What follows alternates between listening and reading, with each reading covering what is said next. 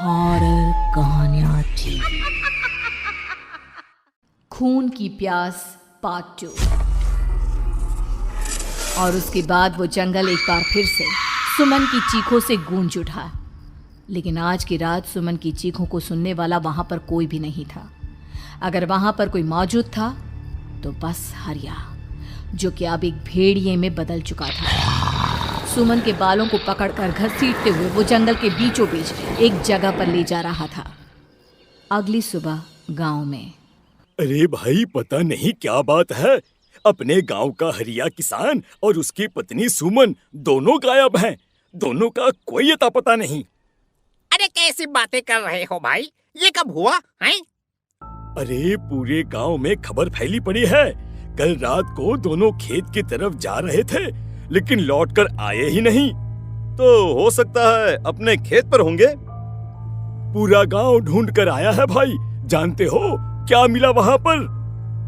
क्या हुआ भाई? क्या मिला? बताओ हमें, क्या मिला? अरे हरिया की पत्नी सुमन के कपड़े पड़े हुए थे। शरीर का एक एक कपड़ा फटा हुआ झोपड़ी के बाहर पड़ा था, लेकिन दोनों पति पत्नी का कोई पता ठिकाना नहीं था। अरे भाई, लेकिन उसका जो दोस्त है ना रामू किसान, उससे पता करके आते हैं ना। अब तक तो दोनों साथ ही खेत पर जाया करते थे। हाँ, हमें उसके घर जाना चाहिए भाई। चलो वहाँ चलते हैं, चलो। वो सारे लोग रामू के घर पर पहुंचते हैं। रामू अपने घर के बाहर बैठकर हुक्का पी रहा था। आज सारे के सारे लोग टोली बनाकर मेरे घर क्यों आ रहे हैं? क्या कोई मर गया क्या भाई?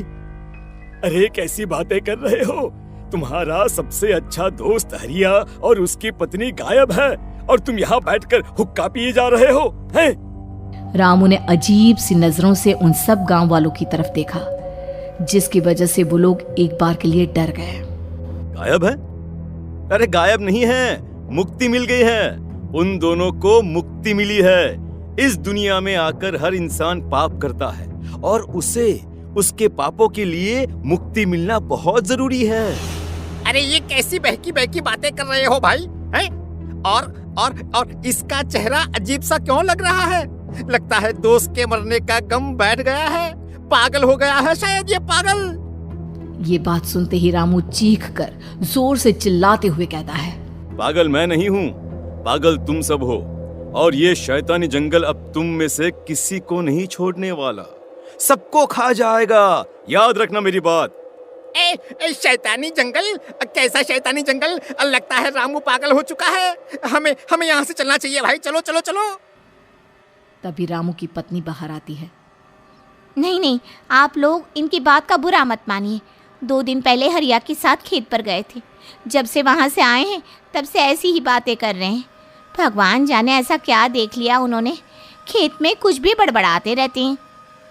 लेकिन गांव के लोगों ने कमला की कोई बात नहीं सुनी और वो सब वहां से चले गए। रात अब धीरे धीरे ढलने लगी थी। तभी अचानक किसी ने धीमी सी आवाज में रामू को पुकारा।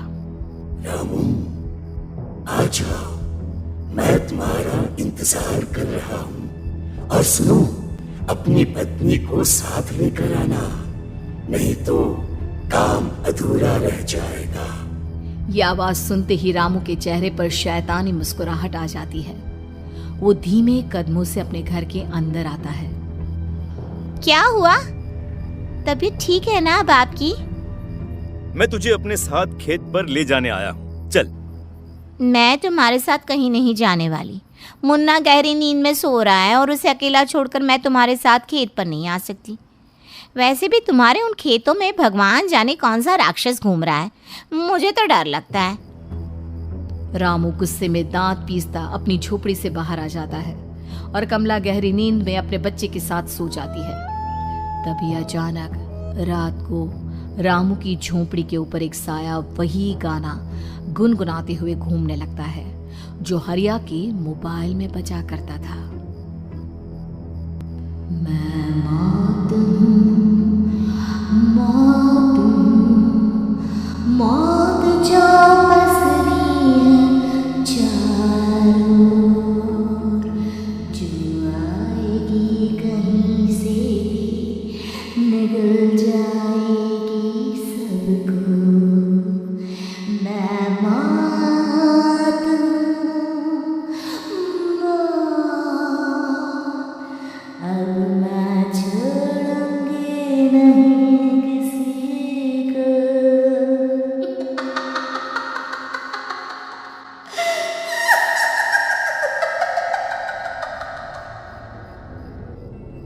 ये आवाज सुनकर रामू की पत्नी कमला की आंख खुलती है और वो देखती है कि उसका मुन्ना अपनी जगह से गायब था।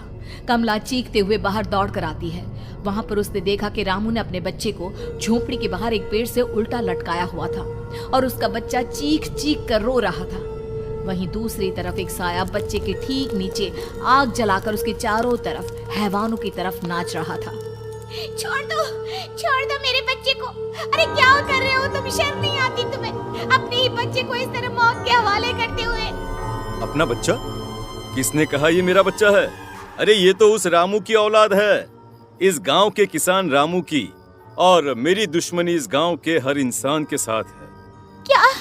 कैसी बात कर रहे हो तुम? और ये औरत कौन है? ये मेरे बच्चे को खा जाएगी।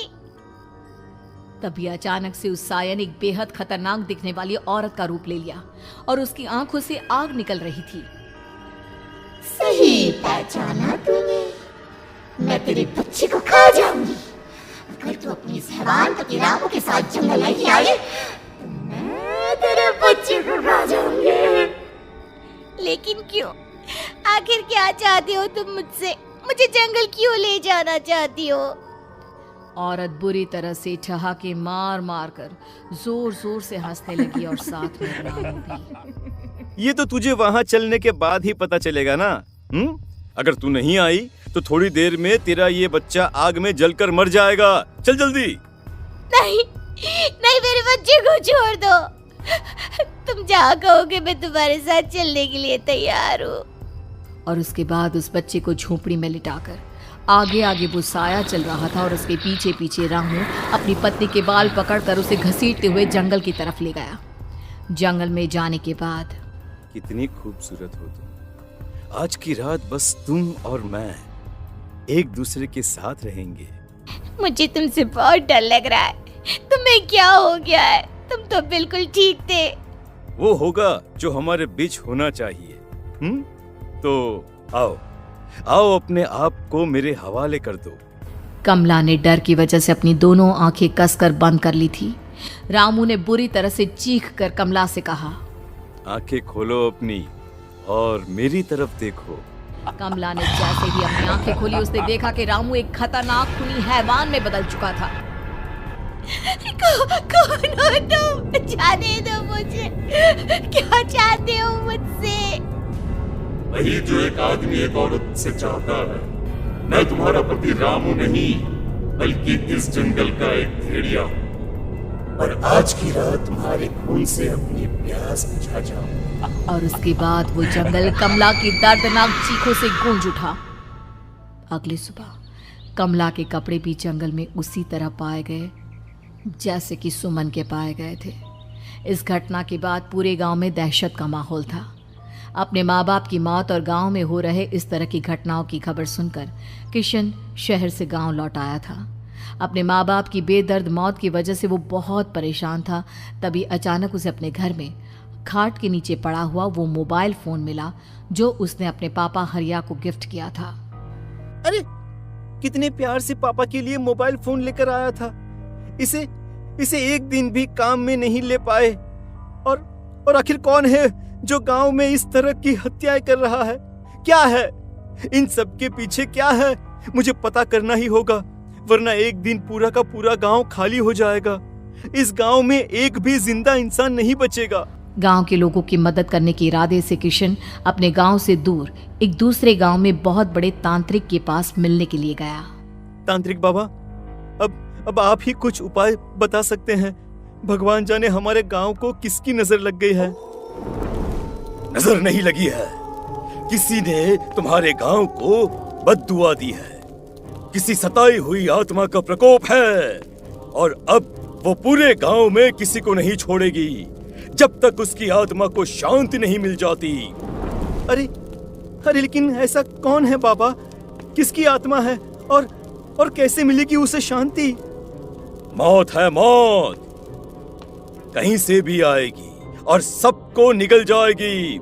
इससे बचने का सिर्फ एक ही उपाय है, लेकिन उस उपाय को करना आसान नहीं होगा। जो भी उस उपाय को करने की कोशिश करेगा उसकी जान जा सकती है। भले ही मेरी जान चली जाए, लेकिन मैं अपने गांव के लोगों की जान बचाने की पूरी कोशिश करूंगा बाबा। तो ठीक है, फिर अगली अमावस की रात जैसा मैं कहता हूँ वैसा ही करना। अमावस की रात तांत्रिक के बताए अनुसार किशन अपने साथ केरोसिन लेकर जंगल की तरफ चल पड़ा। उसके हाथ में देवी के मंदिर का सिंदूर भी था।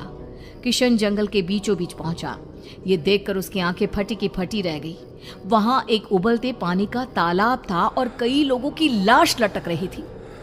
किशन के माँ बाप की लाश भी वहीं थी। माँ, बापू, क्या हो गया? ये क्या हो गया? तभी वहां पर एक औरत और आदमी आते हैं। उन्हें देखकर किशन चौंक जाता है। गोपाल काका, आपकी तो 5 साल पहले मौत हो गई थी। और निर्मला काकी, आप? मौत तो हो गई थी, लेकिन तुम ये नहीं जानते कि हमारी मौत कैसे हुई थी। क्या कहना चाहते हैं आप? कुछ नहीं, बस ये जान लो कि अब इस गांव में कोई जिंदा नहीं बचेगा। लेकिन क्यों काकी? क्योंकि 5 साल पहले इन गांव वालों ने मुझे डायन बताकर पत्थर मार मार के मार डाला। मेरी कोई गलती नहीं थी। गांव का एक बच्चा क्या लापता हुआ, सारा इल्जाम मेरी पत्नी पे डाल दिया। और जब मैंने निर्मला की जान बचाने की कोशिश की तो मुझे भी मार डाला। आपके साथ ये बहुत गलत हुआ काकी, लेकिन आप जो कर रहे हैं वो भी सही नहीं है ना? तुम यहाँ से चले जाओ वरना तुम भी नहीं बचोगे। हमारी आत्मा पिछले 5 साल से मुक्ति के लिए भटक रही है। चले जाओ यहाँ से। मौका देखकर किशन सिंदूर उन दोनों के ऊपर डाल देता है। उनका शरीर जलने लगता है और वो भयानक तरीके से चिल्लाने लगते हैं। अगले ही पल किशन उनके ऊपर केरोसिन डाल देता है और वो दोनों जल जाते हैं। किशन अपने माँ बाप और दूसरी लाशों का अंतिम संस्कार करवाता है और अपने घर लौट आता है। लेकिन वो अभी भी इस बात से अनजान है कि मोबाइल अभी भी बज रहा था। मैं मौत हूँ, मौत